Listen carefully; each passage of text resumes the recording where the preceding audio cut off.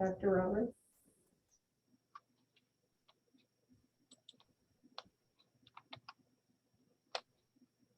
Dr. Roberts is now coming in. Hello, Dr. Roberts. Oh, he's still connecting. He's connecting. There you go. Hello, Dr. Roberts.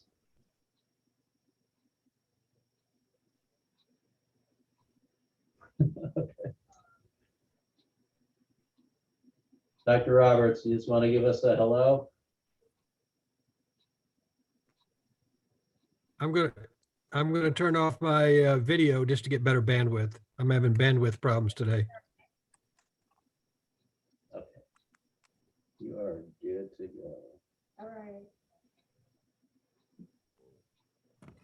Dr. Roberts, do you want to acknowledge that you're here at the meeting? Yes, I just was saying I'm having computer problems, so I'm conserving bandwidth. So I'm going to turn off the video. You know what I look like. Yep. All right. Well, we're glad that you were able to make it. Before we go any further, I want to welcome two students from El Verno College that are with us today. We certainly look forward to hear maybe from them at some time during the meeting. All right, second on the agenda is the approval of the minutes of August 26th, 2021. Is there a motion to approve? I would Make a move to motion to approve. approve. I'll second. Well, it's been moved and seconded. Any discussion? All those in favor Aye, of approval of minutes? Aye. Aye. aye. Opposed? Carried. Under matters of discussion, the first thing on the agenda is the senior center report. Hello, everybody. I'm Sharon Roy from the Senior Center across the street. And I'm just here to tell you that we are up and running. We have programs going on daily. We've got our exercise class that's there on Monday, Wednesday, and Friday, which is well received. We've got yoga 1 day a week. We've got sheep's head 3 days a week. We've got arts and crafts. We're having a lot of fun. People are there. Today we had maybe 6 people watching the Brewer game. So everything is up and at 'em again. We're really excited about that. The senior center is basically run by volunteers. I'm right now the only one working there right now. The coordinator or the director had retired. So it's running. Last year we had 99 volunteers and we put in 10,877 hours. And that's with them, all their class teachings, and we're just lucky to have them. Right now we have 383 members. Just recently we had an open house just last Thursday, and we had 12 more people who signed up who were not members before. So that is just phenomenal. Right now, what else is going on? Our attendance for people for 2021, which we were closed most of the year, was 6,533, as you see. And that was just people coming for lunches because we have the senior dining program, which we actually went to drive through. So we're getting quite a lot of people using that. For the curbside pickup, we had 17,788 meals were given out in 2021 so far. And that doesn't include, we still have a couple months to go. And our programs, which was like in 19, for people that were here for programs and dining, was 19,702, which is just wonderful. We're just so fortunate. This year so far, we've had 60 volunteers who put in the 6,833 service hours, which volunteer hours is calculated at a $27.50 per hour. So that's how we get that value. So they're very valuable to us. Last year, we weren't able to have ARP come, which normally that was a service that we provided. And as you see right there, it just says we usually have 450 taxpayers come here, and they get a return done by AARP, which was something, hopefully it's going to happen again this year. Well, hopefully it does happen this year, if we can space it out a little bit more. And Hunger Task Force, we're we're involved in that too. And this year, you can see that the need is out there. We had given away so far 2,230 stock boxes, which is just great. And that's once a month, and they get a 30-pound box of food that will not, go bad. And then they also get a lot of fresh things like milk and eggs and chickens and turkeys. They get a lot of different foods. So we're very fortunate to have And that. that's still with 3 months left in the, Right. in the let's go with 3 calendar, months, yeah. Well, that's pretty much for me. I do have newsletters. It's online. You can do it online, or we have them at the senior center if you wanted to pick one up. And it shows all our different classes and programs. And the programs vary. I mean, we're having actually next week a fella talk about the nuclear submarines. So we have from that to, our craft classes. It's just a nice array of different things. so this is the fall newsletter.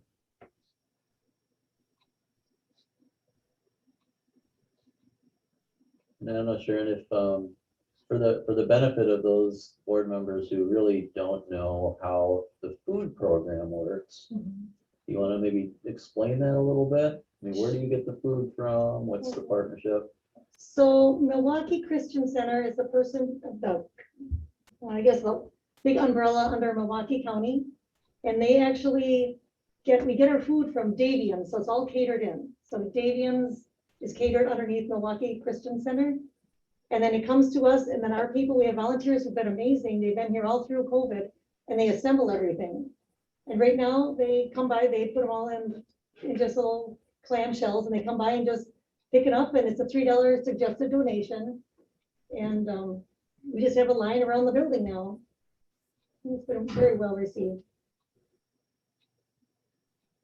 But anything else though in particular you want to kind of expand on that, as far as programs that are kind of really intriguing and of interest to the seniors? Well, of course, it's the sheep said, and a lot of the craft classes, our person is amazing who does the craft.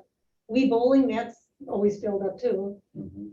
And the fitness center and like arthritis exercise. So it is so nice to see everyone coming back. We are wearing the masks still.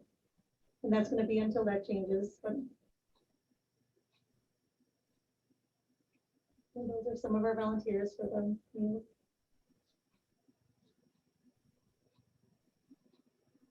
Yep, and we're having Milwaukee County is going to come with their bus trip. And so we're going to actually they're going to give us a presentation, and we're going to drive down to the lake. Well, they're going to drive us down to the lakefront.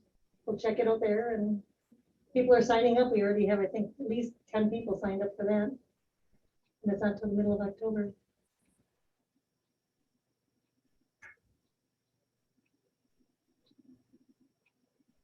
All right. Good. And of course, promoting the flu shots.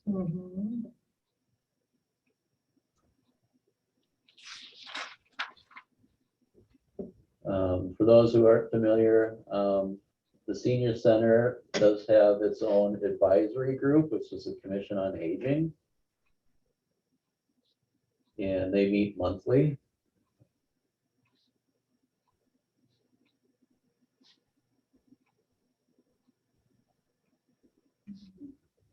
And definitely next time I'm gonna have to make sure I hit up the cookie fundraiser. Oh, yeah, that's, we've already had, I think, 5 orders. It's, and the ladies just cook it. They're amazing bakers.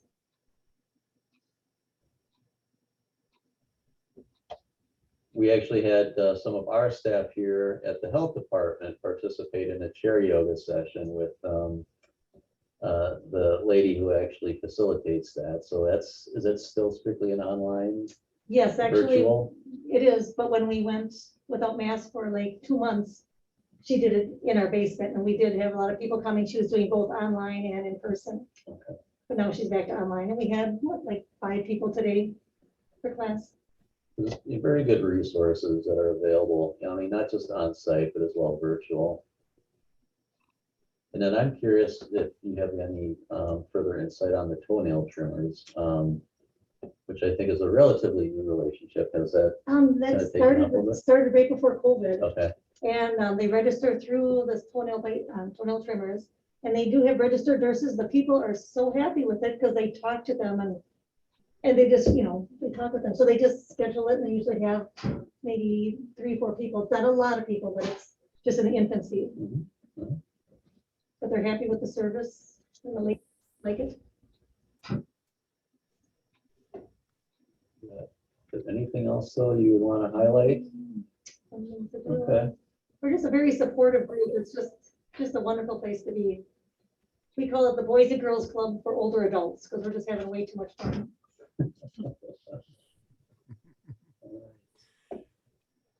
What if nothing else? This is all the crafting stuff. She's just so amazing.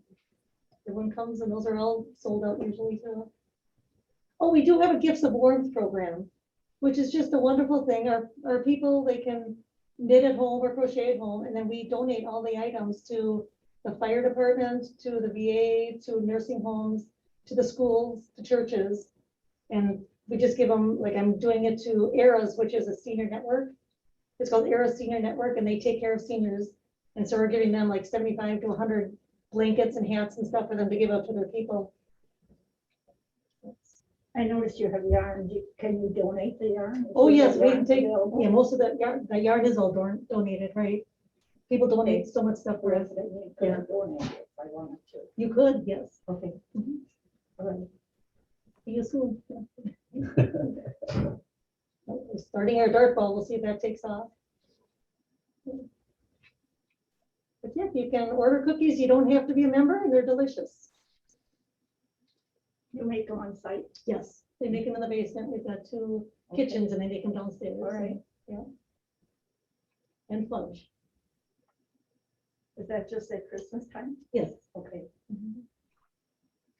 Okay. Well, that's the end of this particular, Oh, that's the end of it. well, of this particular, yeah. Yeah, okay. Brochure, We do so, have a wonderful, wonderful senior center. Yeah. It's really an icon in our community, I would say. It's been very successful. The seniors love it. It's kind of away from home for them.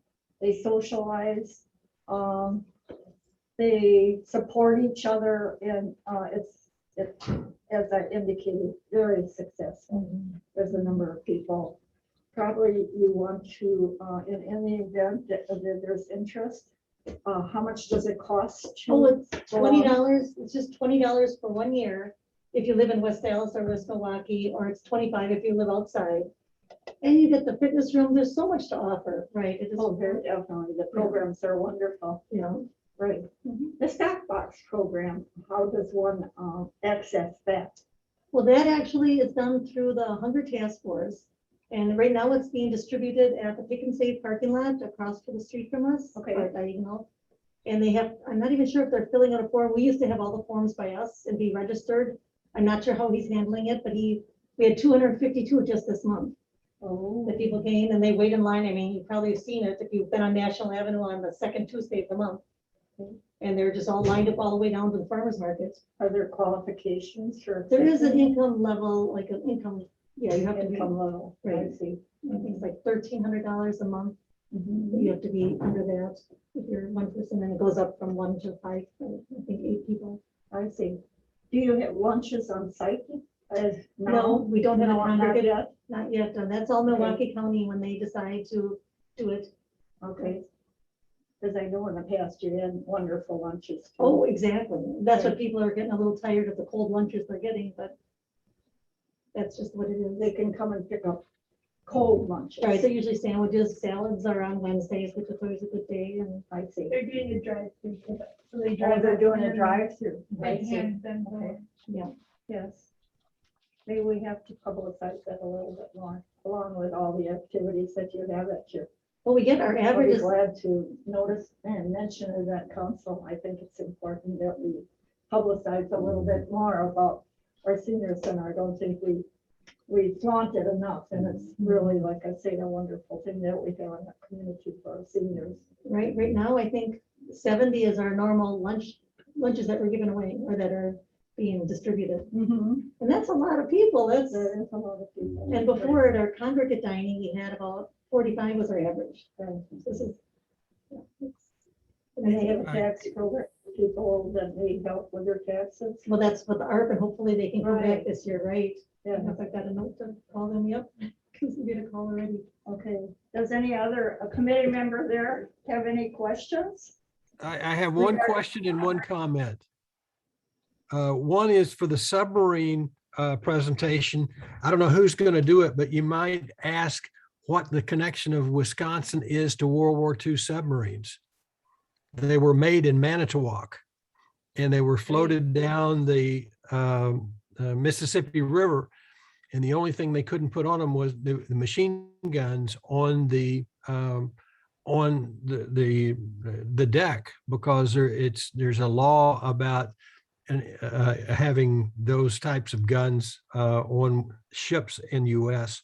But anyway, but the other thing is, in your toenail clinic and in general, do you track anything about, like, when you see a medical issue and you refer it? I mean, you got to be careful about confidential information, but what other, obviously you're giving them activities, but are there health aspects that you can capitalize when you're going out and seeking donations or looking for funding and that sort of thing? That data might be helpful. Okay. I know we do have one person who comes once a week, and she helps with people with their insurance questions. And she'll actually go to people with doctor's appointments and stuff like that. We have one person doing that, and she does keep track of it. We do have a tracking system we've got. It's called My Senior Center, and she does write things in there of how she's helping these people. Is that what you're looking for? Yeah, well, I'm just saying that you can.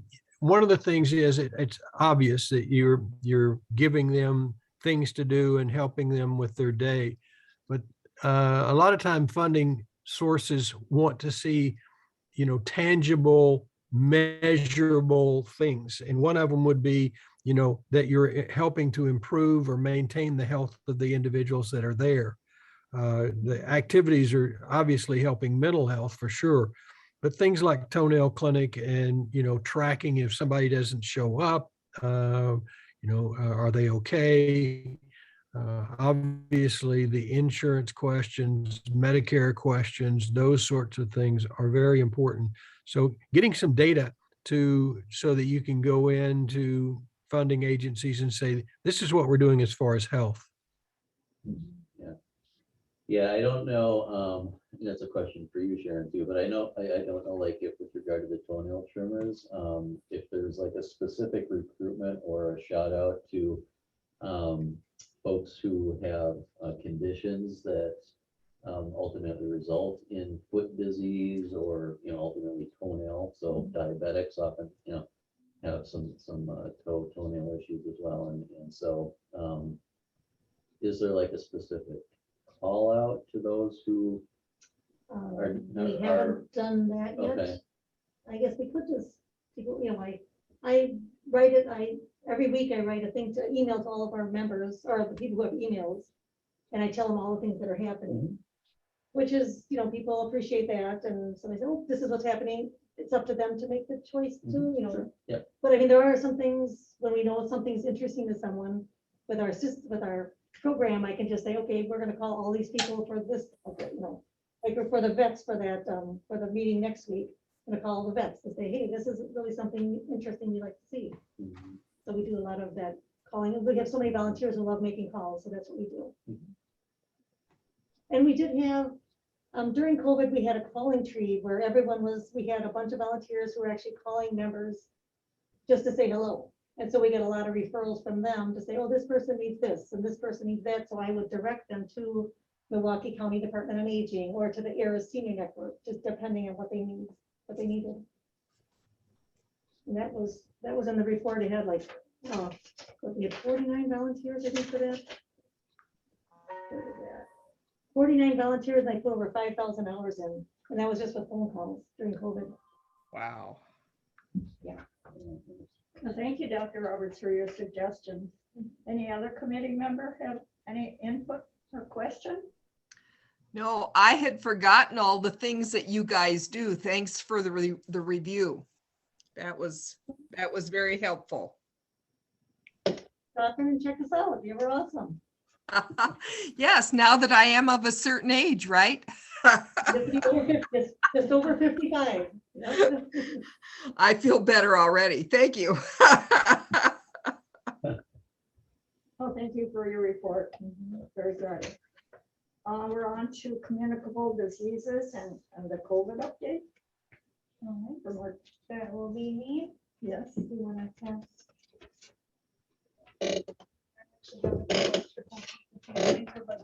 I'm good.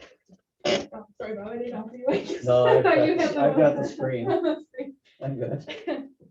So for this year, or for this Board of Health meeting, I went fairly high level in the overview of the data. I know last year we dove in, or not last year, last meeting, we dove in deeper on COVID numbers, specifically with the breakdown by race, gender, ethnicity, and some other factors. With this being just shy of the end of Q3, I'm going to do a detailed breakdown for our top 3 communicable diseases being COVID, gonorrhea, and chlamydia for next Board of Health meeting. So I'll break down my demographic information on that meeting. So I'll have all of Q3 to add in there. But for now, what I did is the top portion of this report that you're reviewing is our communicable disease breakdown for everything non-COVID, with numbers for Q1, Q2, and then a year-to-date total thus far, knowing that I will add on a Q3 column there for next meeting. Of note is just, we are continuing to see high numbers of chlamydia and gonorrhea. Our nurses are following up with those cases and have been all of 2021. Well, in 2020, there was a period of time where, due to our COVID follow-up, we were not able to respond to all other communicable diseases, but we have been back to doing a full level of response. Of note too, we have seen over the last couple of months a slight increase in syphilis cases that we're seeing. So I'll try to maybe do a little bit more of a breakdown for next meeting. We do not follow up on those cases. We have a contract with the city of Milwaukee, where the city of Milwaukee responds to all syphilis cases from Milwaukee County. But we have noticed we still get them in our jurisdiction to view, that we've seen a little bit of an uptick in that number. So I want to compare that against previous numbers to just see if that's anecdotal or if it's a true rise in syphilis numbers. The influenza cases that Bob's highlighting there, those are the number of influenza cases throughout the city. Although we get those numbers and it's helpful to view them, we do not follow up with each individual influenza case that comes in, but it's something to be aware of. Know that that number, since these are being ran back since the beginning of the year, is largely capturing influenza numbers for the past year's flu season, and we'll soon be seeing kind of how this year's flu season turns out, with numbers probably coming in near the end of this year to start getting a visual on that. So that's anything non-COVID related. And then if you scroll down to the bottom, I broke down the COVID numbers separately, as I usually do. For this report, I specifically did just 2021 COVID numbers, and then down below, it's the entire pandemic. So to just show the difference of the overall response we've had thus far, with just over 9,000 confirmed cases following up and just under 1,000 for probable. And then this year showing that the number obviously is lower. We've had definitely more cases last year, but seeing kind of the difference in hospitalizations and deaths in the ratio for last year versus this year. You'll notice that overall the number of people going for testing has drastically decreased. So with last year for the not a case, so people who went got tested and tested negative, we're just under 35,000 people in West Dallas and West Milwaukee that went to go get tested, and they tested negative, with about 10,000 of them either being confirmed or probable cases, which is a large percentage of individuals. However, this year testing overall has gone down. We only have about 12,000 people who have gone tested and tested negative, with just around 3,500 or a little less that have gone and tested either confirmed or probable. So those numbers are great to look at, but I also don't think that this year is as good of a visual of the pandemic as it was last year. People are getting tested at every sign and symptom of COVID, and this year we're really not. I don't think we're seeing that. I think we're seeing people just kind of staying home, knowing that they're sick and riding it out and not going to get that confirmation, testing them. So that number, those numbers will be impacted by that. We are still seeing in this year deaths due to COVID, but that number has severely decreased.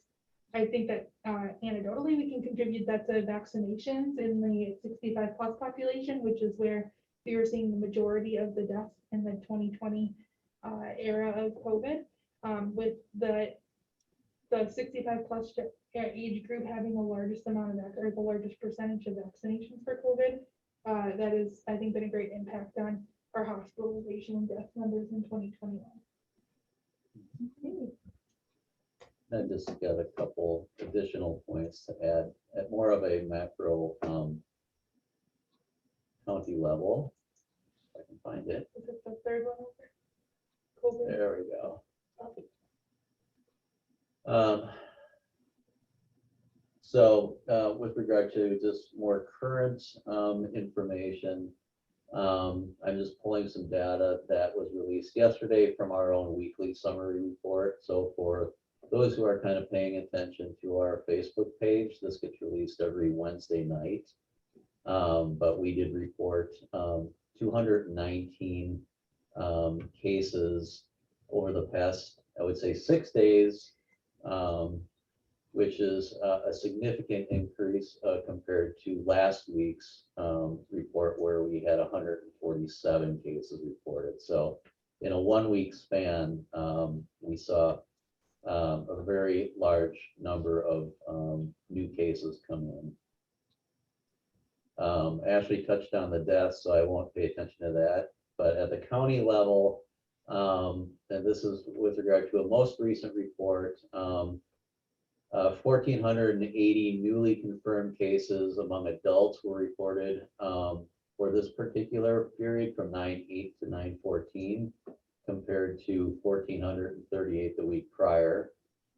So again, at a county level, again, we're seeing a slight increase in the case activity. 272 hospitalizations among adults reported for the week of 9/18 through 9/14, compared to 285 the week prior. Of note, though, is that we're seeing hospitalizations among kids increase. Okay, so those 18 and under. And then when we look at the total proportion of cases of kids who are sick to adults, as of last week, and these numbers will be updated probably tomorrow, but this is as of last week, we're at 34% of all cases being of those 18 and under. That represents a 2%. We can see Yep. what you're talking about. Can you share the slides that you're? Oh, We only see the, at least from my end, I only see the agenda. Yeah, Mine that's too. good. I only see the agenda.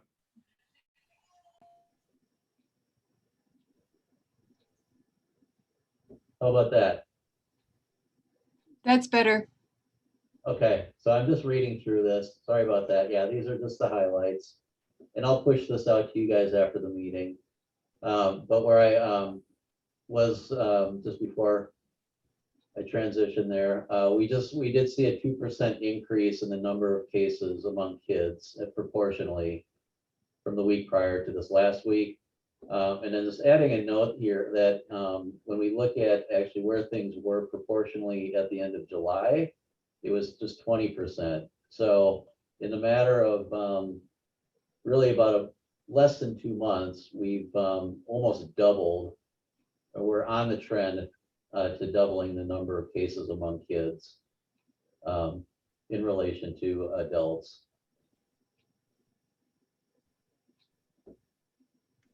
Wow. To date, we've administered the health department 7,701 COVID doses. So we still are seeing vaccine hesitancy. So that number is creeping up incrementally, just very slowly. And then we will look at the vaccination rates among those who are 12 years and under. So remember that the vaccines are only eligible at this point for those 12 years and older. The state is at 53% fully vaccinated. Milwaukee County is at 51%. West Dallas is at 50%. And West Milwaukee is at 45%.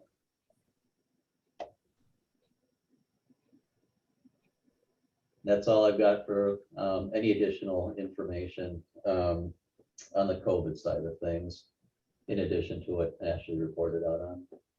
Will our health department be distributing the booster shot that they're speaking of now? Well, so I've got that actually as a legislative update item, but we can talk about that now, and then we can just kind of pass over the legislative update if you want, for just general discussion. So that is being, I would say, discussed internally, whether or not we would even have the capacity to support offering the boosters, at this point.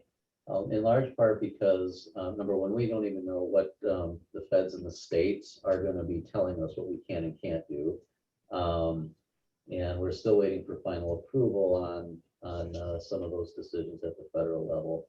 But right now, bulk of the time that we are spending as a department, and the nurses in particular, is on contact tracing. So if you look at just the sheer number of cases that keep going up, we have essentially still a duty to respond to those cases with a lot of phone calls and contact tracing. So that's where we're spending a lot of our time right now.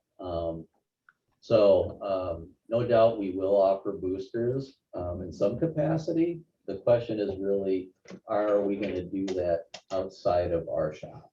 Are we going to set up a mass clinic site? We don't know if we have the capacity to do that. Are we going to take our show on the road?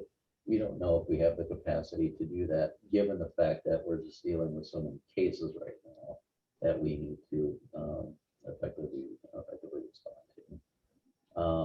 But we still are waiting from further direction and guidance from the feds, so from the FDA and CDC in particular, for final approval. And then the Wisconsin Department of Health Services will essentially take all that information, and they'll then give local health departments some direction in terms of what we can do as far as a local health.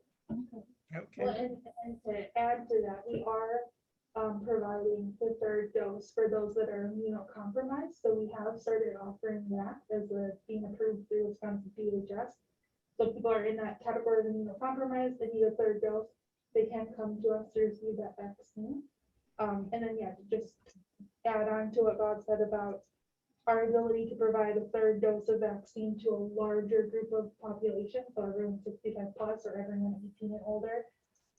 It comes down, I think, to a bit of a balancing act. Like Bob said, there's a lot of COVID cases. And I think that something that has been great and come out of this pandemic is that in Milwaukee County, there are multiple vaccination sites that you can go to receive the vaccine. There's probably 25 different places you can go within 50 miles of West Dallas. So that is excellent, and that's a great benefit to have in Milwaukee County. But for contact tracing, so for reaching out to positive cases, West Dallas Health Department is the only one able to reach out to West Dallas residents. So there's a gap for contact tracing that we need to fill, and there's less of a gap, I think, in Milwaukee County for vaccination, because there are so many providers available for that.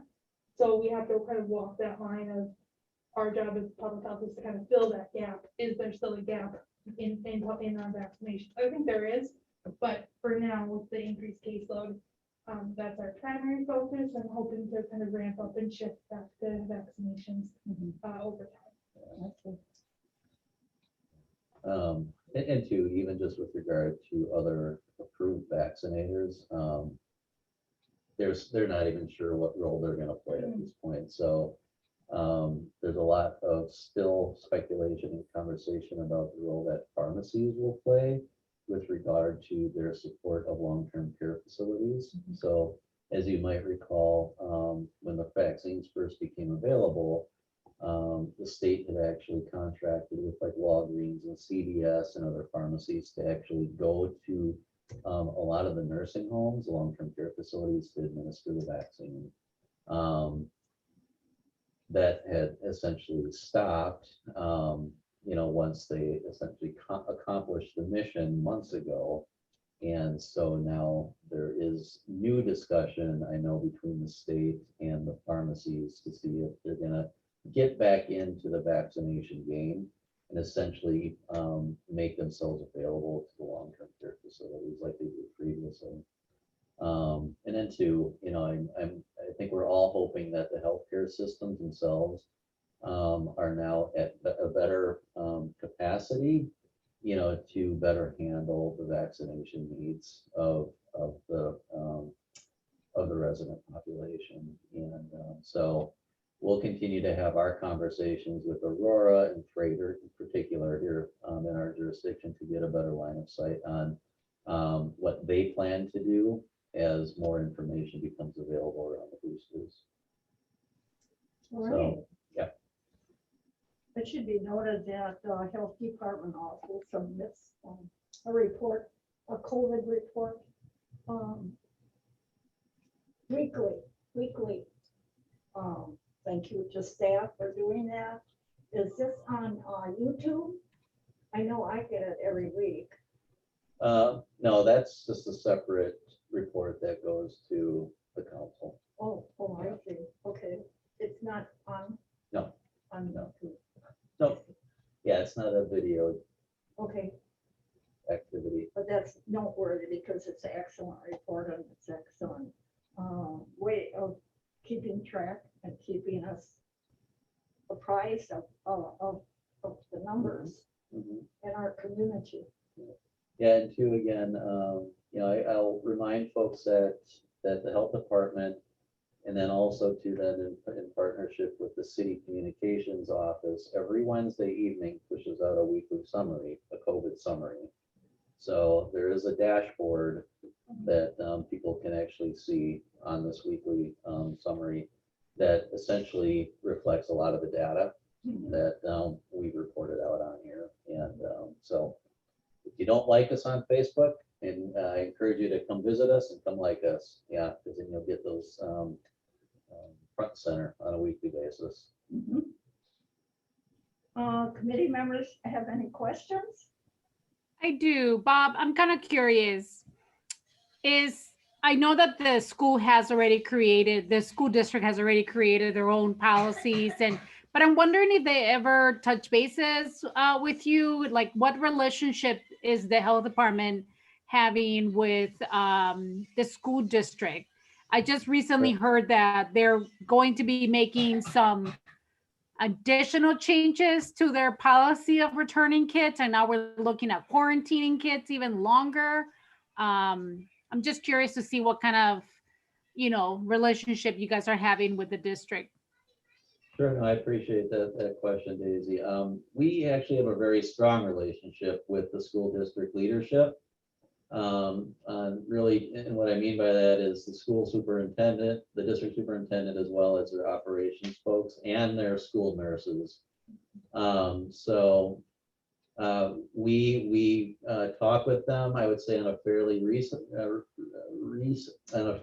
regular basis, as recently as this week, to provide guidance and recommendations to them. And so that guidance and recommendation, can speak to a number of different things that can then get elevated up to the school board for the school board discussion and decision making. Thank you, Daisy. Any other committee members have questions? Not me. Then here. Grandma Golke? Nope, I said not me. Oh, all right, thank you. I sure wish the health department could get the same money that the pharmacies get from the insurance companies. I got, that would be I got, nice. go Thank you, ahead. Dr. Roberts. If there are no further questions, we're on to, was there anything else you had on legislative? Well, yeah, the only additional information I have, just for a line of sight, is this with regard to President Biden's mandates on the vaccine and or testing mandate for federal employees. And then there's also verbiage in there about federal contractors. And then there's also some language tied to the federal OSHA organization putting forth mandates that would speak to employers with more than 100 employees having to require vaccines. And so I just want to let you know that we are monitoring that situation, and like everyone else, we're just waiting to get a little bit more insight and or direction from the feds and or state on that particular issue, especially if it's going to have any implications for us. It's possible that mandate or those mandates might, but can't say at this time. Bob, what I'm seeing in other states is there's been an interpretation that it's government contractors. And one of the questions is, are we a government contractor in public health if we do the vaccine? I think that's kind of a moot point, but one of the things is it's 100 total employees in your company, not at a particular site. So even small organizations may be covered under that. And the third thing is that suppliers of government contractors are covered as well. So we're seeing some head scratching for people who make widgets for, manufacturers of tanks and things like that. There's a lot to be thrashed out about it. And then we're waiting for the ETS from OSHA. We don't know, that's still not out yet. That's the emergency temporary standard that will be in place for 6 months. So that's what I'm seeing nationally. Yeah, and then with regard to that last point, at a municipal level, then there's further discussion about what, if any, impact OSHA has on us as a city, as a municipality, and what rules do we need to follow? So it just adds more questions to the whole scenario. And so again, all we can do right now is just continue to kind of hang tight, monitor, and take steps as appropriate. Any other questions, committee? Bob, I have a question. Tenorio here. Do we have information on like vaccination rates among City of West Dallas staff? I'm sorry, what was the question? Vaccination rates for City of West Dallas staff. No, we do not. The question has been put on the table, and so it's one that I'll continue to explore, but we do not have that level of data at this point. Thank you, Alderman Tenorio. I think we'll move now on to the Health Department update. Okay.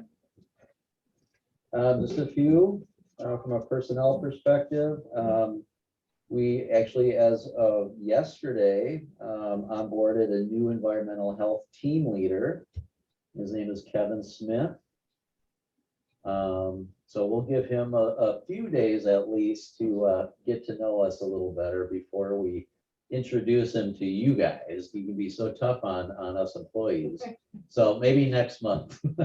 Maybe next month we'll invite him into this meeting. Okay. And he's part of the environmental. So yeah, he's gonna essentially manage. He's a supervisor now to the environmental health team. Okay, Yep. excellent. Any other Yep, and staff then members? an verbal offer has been extended to a new business manager, and so we do have a verbal acceptance. So I can't give any names or details at this point because nothing is final, but assuming everything goes as planned, We have a start date of October 11th for that person. And then we are going to start with our public health specialist interviews next week. We have 4, I think, pretty good candidates. And that's it. We talked about COVID boosters already, and so that's it. Okay, very good. Any questions from our committee? None here. Otherwise- Daisy, did you have a question? No? No, I said none here. All right, our next meeting will be October 28th. And if there's no other further business to come before the committee, I entertain a motion to adjourn. Make a motion to adjourn. Second, Tenorio. All right, it's been moved and seconded. Any more discussion? Okay, all those in favor? Aye. Aye. Aye. Opposed? Carried. All right, have a nice beginning of fall. Be safe, Everyone, everybody. have a Bye-bye. good evening. Bye, everyone. Bye. Take care. Bye. Bye-bye.